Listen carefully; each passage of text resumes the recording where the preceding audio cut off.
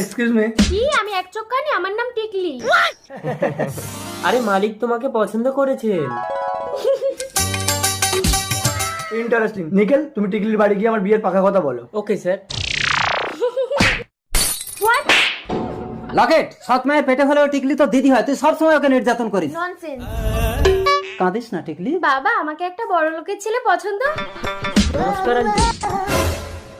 কি এই হ্যান্ডসাম বড় লোকের ছেলেটা টিকলিকে পছন্দ করেছে? অসম্ভব। ভালো জিনিসটা সবসময় আমি ভোগ করি। ঠিক আছে, তুমি কথা বলো, আমি আসছি।